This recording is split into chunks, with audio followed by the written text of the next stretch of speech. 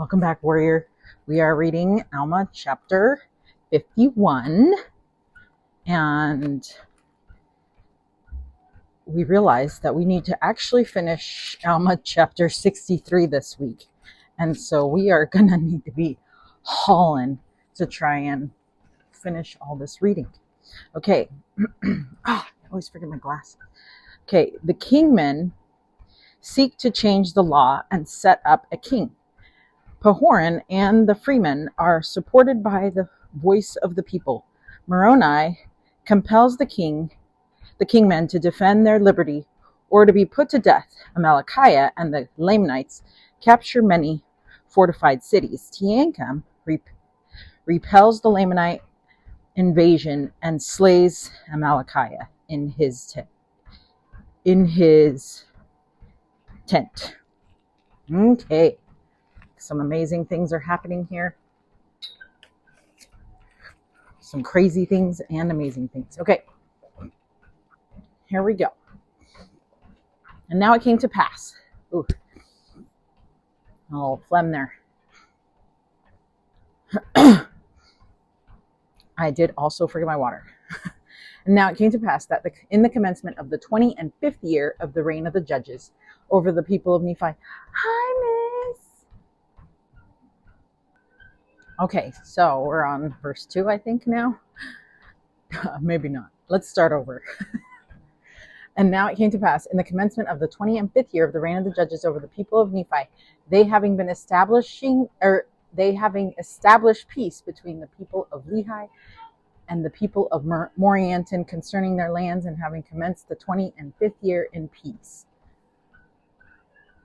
Nevertheless, they did not long maintain an entire peace in the land, for there began to be a contention among the people concerning the chief judge Pahoran.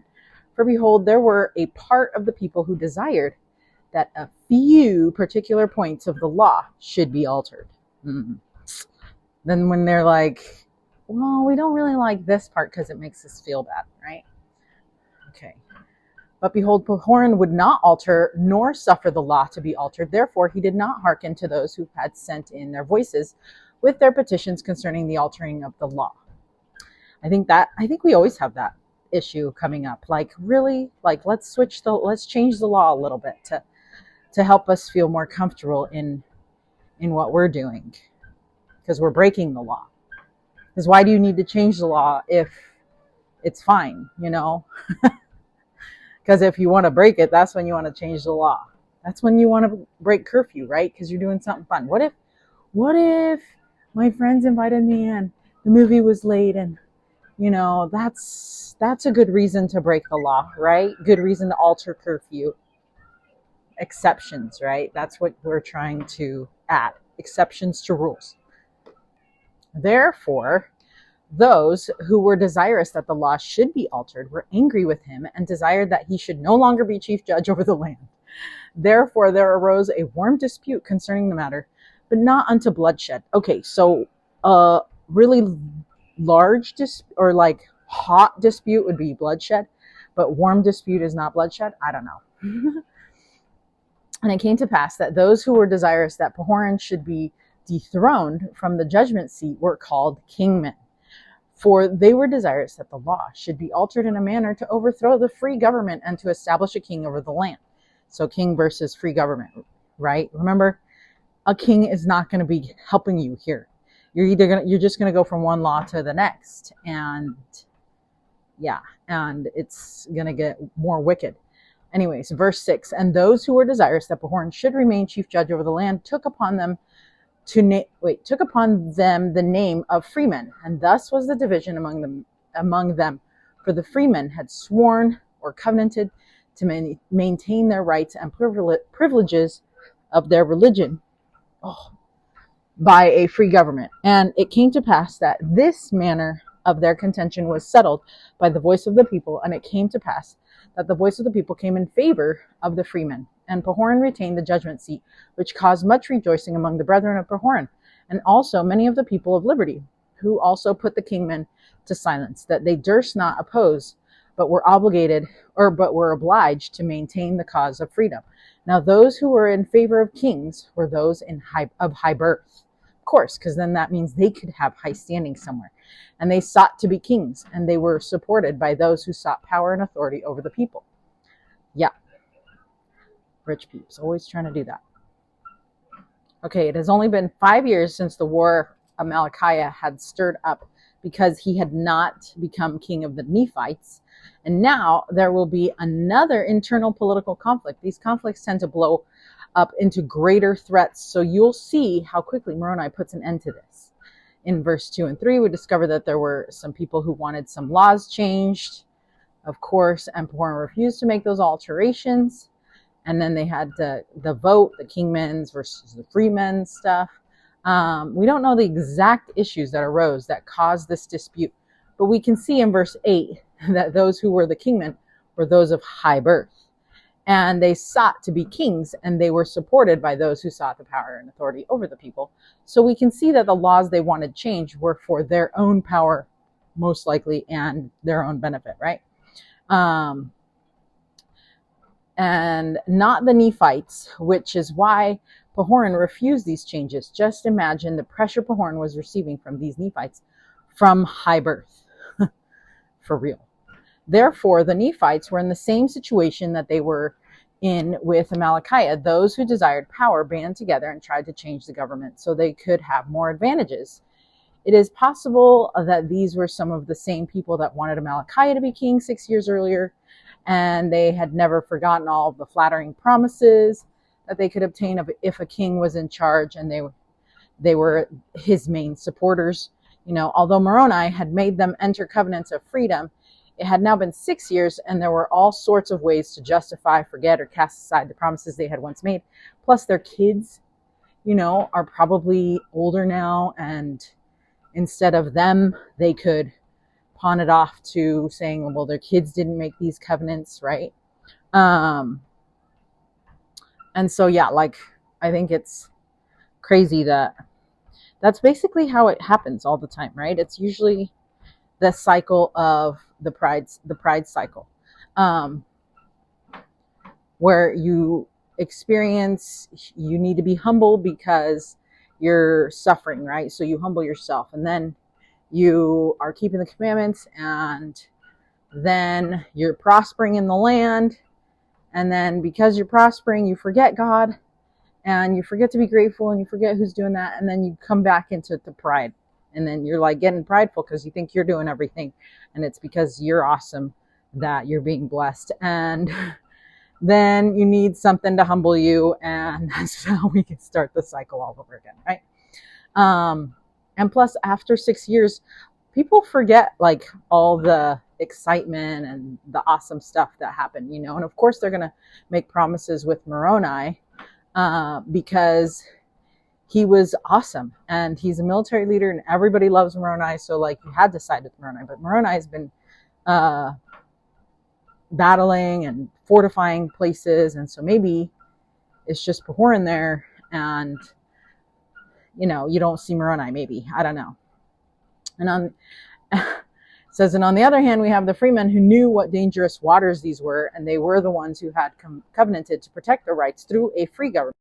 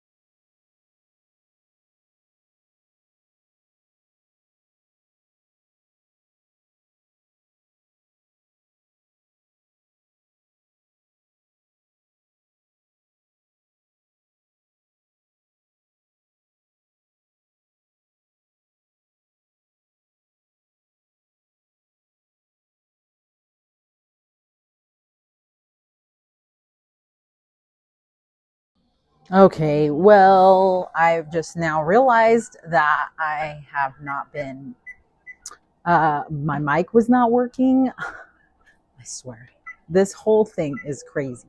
I think the battery must have run out on the other mic because Flora woke up and then I needed to help her. And anyway, so really sad is the fact that now I need to backtrack because I was already at verse 22. And now I need to backtrack to verse 9. But here we are. We're going to keep going. So here we go. Verse 9, backtracking. So maybe I'll be able to do it faster now that I already did it. I don't know.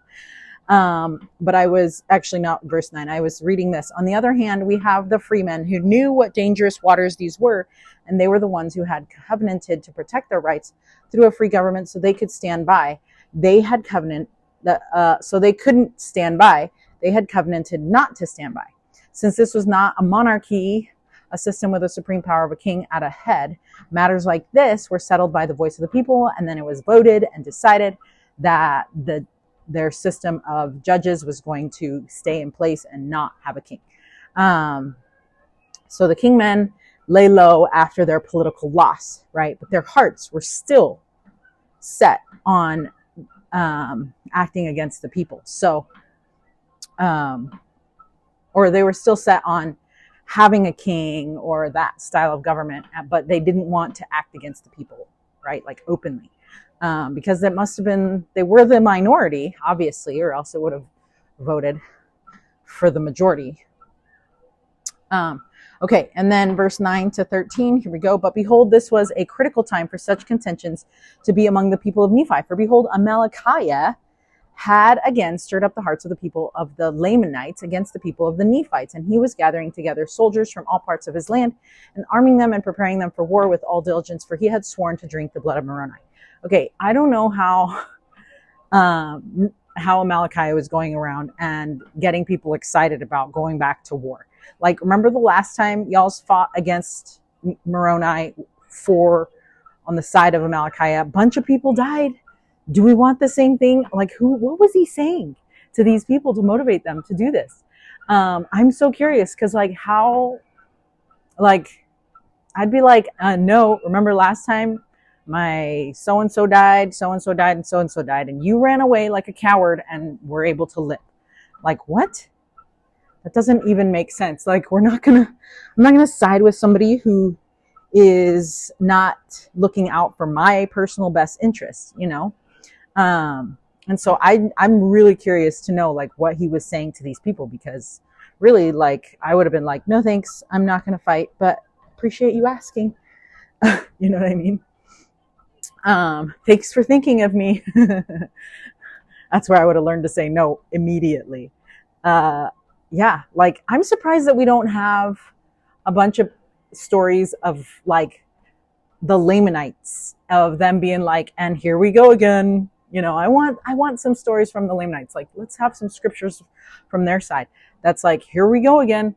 Amalickiah wants to drink the blood of Moroni and wants us to fight with them. And I vote we don't fight. And maybe they should have kingmen that are on the side of Amalickiah, and then not kingmen that are not on the side of Amalickiah, right? Like, I want to see what those stories are on that side. Because I would have been like, you know, I made a choice back in the day to, like, be on your side because you were telling me all these things.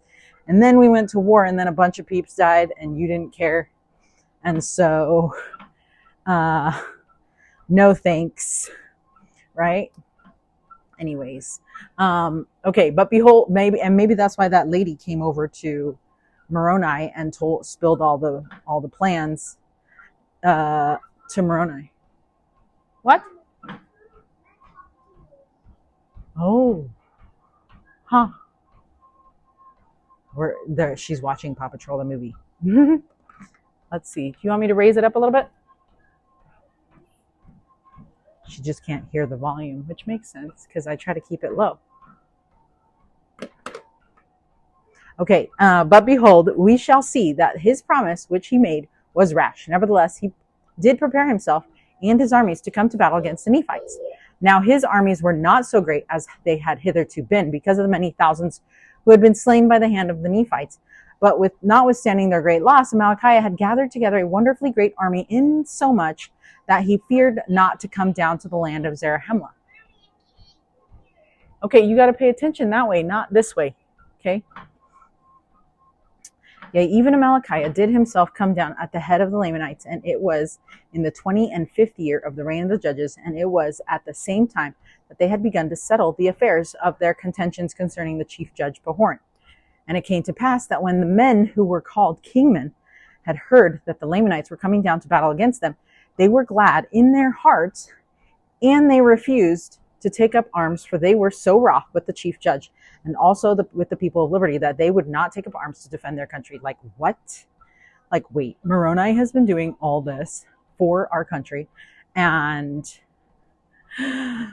these guys are like, no, we don't want to fight with Moroni because we want to be king. We want to be a king, and we want to have a king, and we want to be cool, and we want to have power, and we want to be popular, right? And so while the Nephites were dealing with this internal conflict, Amalickiah had successfully stirred up the Lamanites again, and he had managed to gather a wonderfully great army. Great.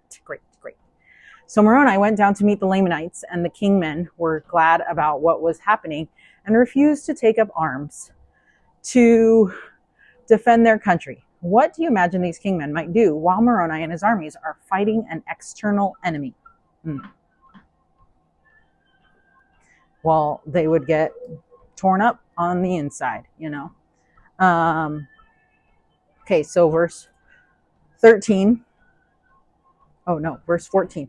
And here's how Moroni's reaction to what is up with that.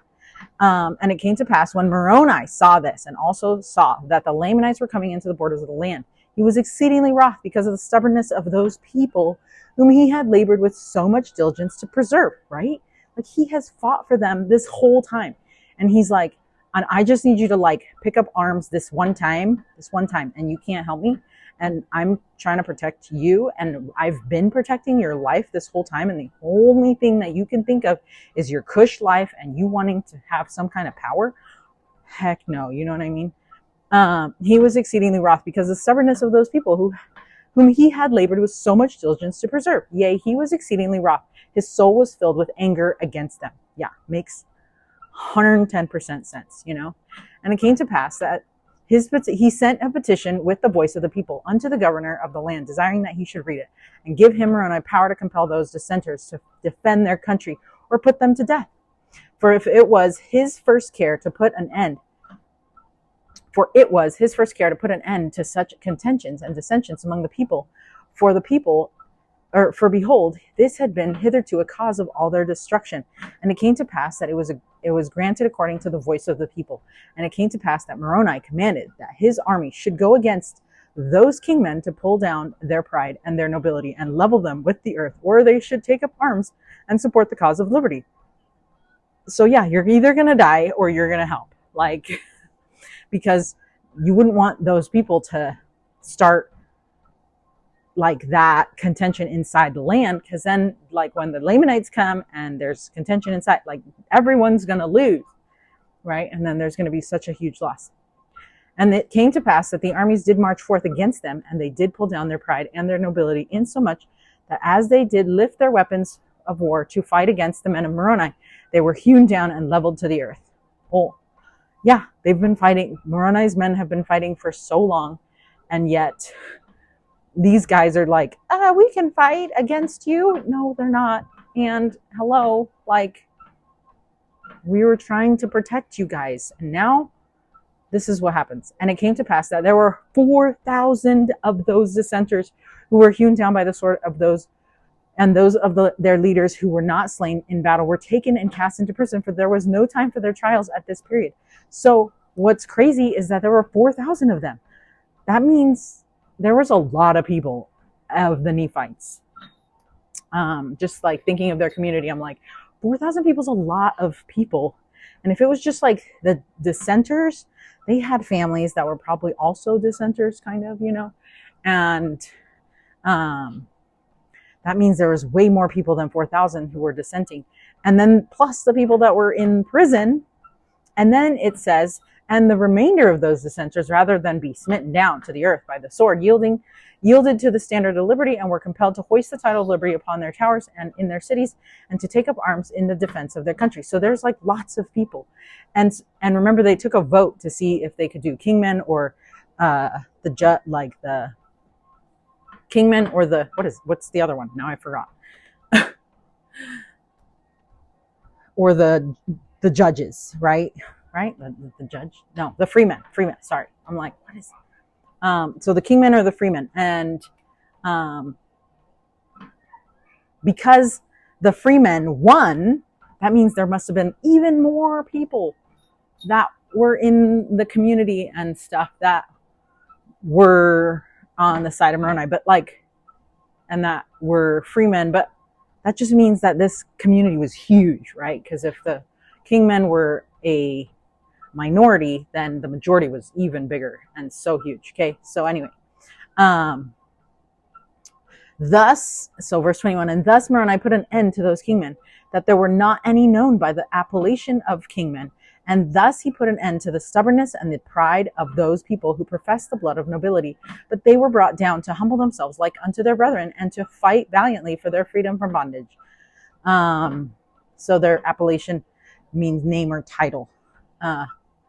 And then verse 22, behold, it came to pass that while Moroni, was thus breaking down the wars and contentions among his own people, and subjecting them to peace and civilization, and making regulations to prepare for war against the Lamanites, behold, the Lamanites had come into the land of Moroni, which was in the borders by the seashore. What? Yeah, so we're like internal battles. We should be all focusing on trying to fight the Lamanites, but instead we have to fight inside within ourselves. Okay, 1 second, miss. And so that just seems so crazy, right? I will do that once.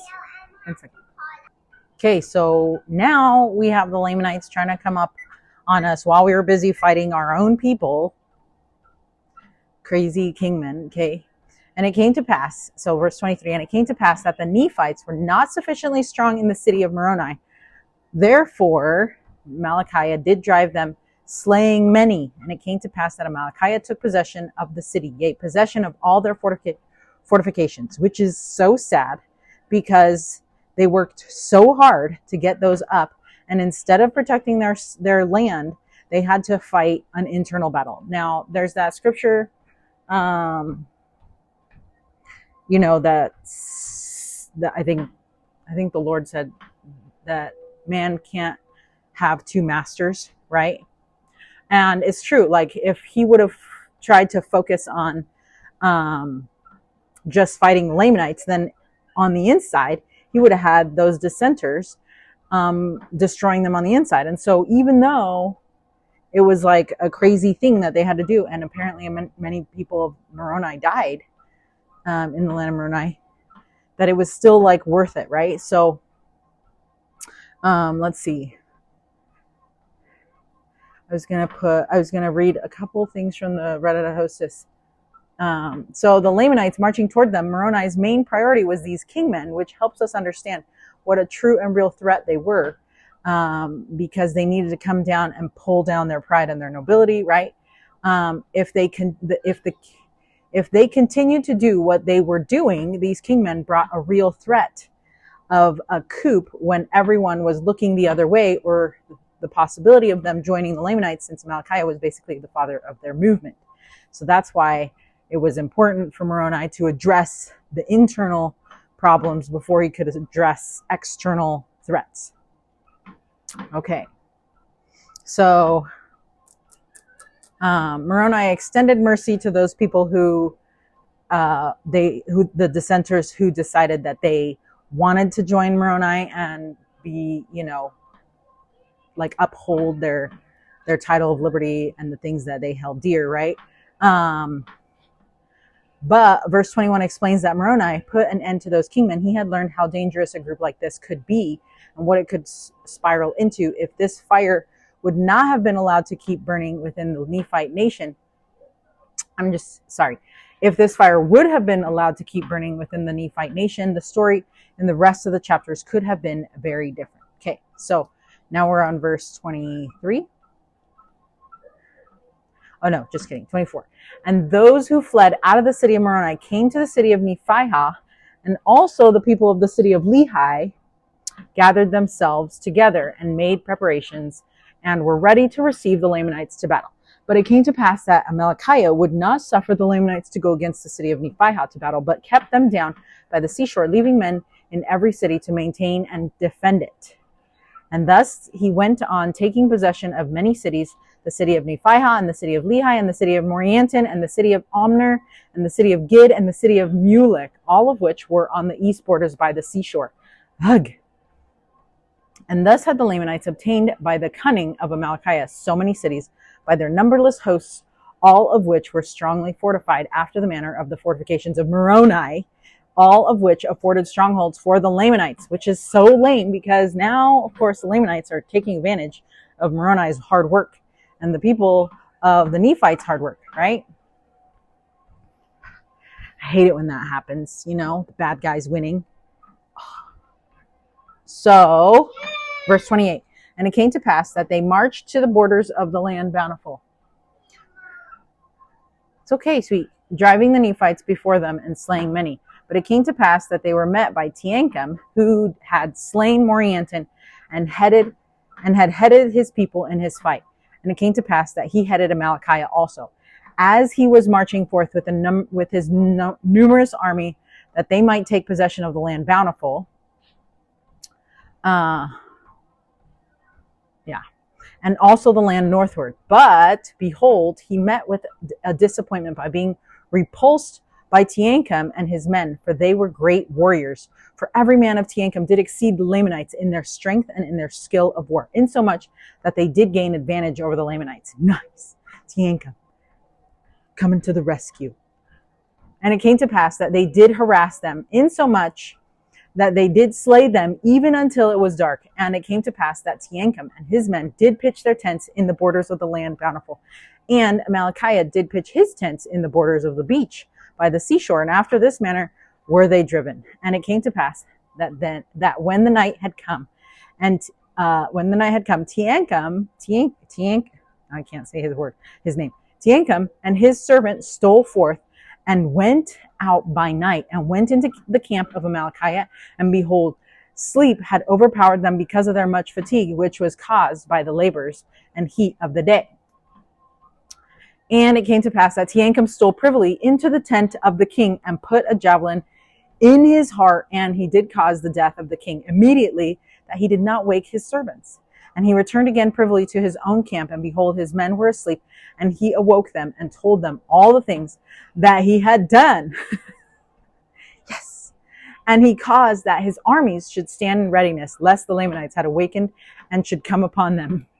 And thus ended the 25th year of the reign of the judges over the people of Nephi, and thus ended the days of Amalickiah. Oh, that guy, you know? Still don't know how he was able to convince everybody to fight. I can't even get my teenager to do things, you know, out of like a good cause. How am I supposed to convince my teenager to do things in a bad, like for bad reasons? I don't even. Okay. Some commentary here says, now the kingmen have been put to an end, but Moroni's focus on the wars and contentions was able to take possession of the city of Moroni. So while he was worried about his own people, then the Lamanites took possession of the city of Moroni. And it was a new city, but it was not yet sufficiently strong. So they moved in and slayed many in the process. So right off the bat, this was a very different battle than the one before, because now, instead of fighting the Lamanites on like their unprotected areas, now it's almost like Moroni has to fight his own people almost, because it's like, now I have to fight my own stuff that I built. And then like, that's worse. Like, no, I don't want to fight on that ground. That's like what I put together and what I organized. And that's like my fortifications. It's like Satan, dude. You'll put up those boundaries. You'll put up those protections. You'll put up all those things. And then it's like you have to try and figure out how to work around them because they're no longer working, because the enemy has taken over that space. And it's the worst, and it makes you just work harder and harder. Amalickiah and his army then went from city to city, taking possession of all of them, right? We read all that. So it was 6 different cities. And look at the damage the internal Nephite dissenters were doing to the Nephites, right? Because these were all, it says, look at all the victims that were being hurt because the kingmen wanted more power. All of these cities were in the area of the eastern sea, and these were the cities that had recently been built to strengthen and fortify that area. So they were new, but they were still fortified. Amalickiah's clever plan was to attack these fresh and new cities first. And it just happened to be while Moroni was dealing with these other issues that happened. We can learn that even with all the fortifications, the enemy can find a way to attack, especially if our attention is diverted elsewhere, right? And these are great verses that Amalickiah was moving forward through his former nation, slaying and taking possession as he went. Then he met up with Teancum and his army. This is the same Teancum who slayed Morianton when he tried to flee up into the land northward in Alma chapter 50. Okay, so when the Lamanites met up with Teancum, they were no match for Teancum and his soldiers, for they were great warriors, it says, right? And they did exceed the Lamanites in their strength and their skill of war. So how do you think they became that way? Like, you just want to think, like, what were they doing that was different than everybody else, right? This is a hard-earned description, or that is a hard-earned description. Every single one of Teancum's men were better warriors than the Lamanites. Imagine the amount of training it would take to get to that point. Teancum must have been a strong and incredible leader. And because of this, and because of that, his men not only survived this encounter, but also how many Nephite lives did they preserve? So their strength and skills ended up mattering to a lot of families in the land of Bountiful. This is Mormon writing about this.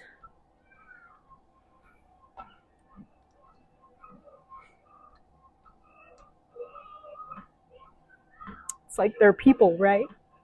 It's like each one of these people matter.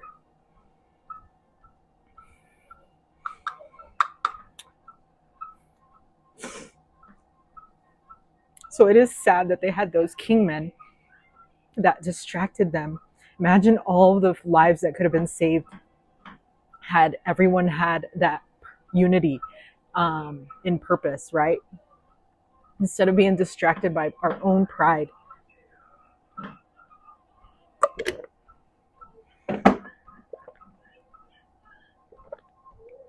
Their strength and skills ended up mattering to a lot of families. And this is Mormon writing about this. He was abridging Helaman's record here, and Mormon was the Nephite army general. He knows a strong soldier when he sees one. So that statement he made in verse 31 was an expert recognizing excellence. I love that. Teancum's army fought the Lamanites until dark.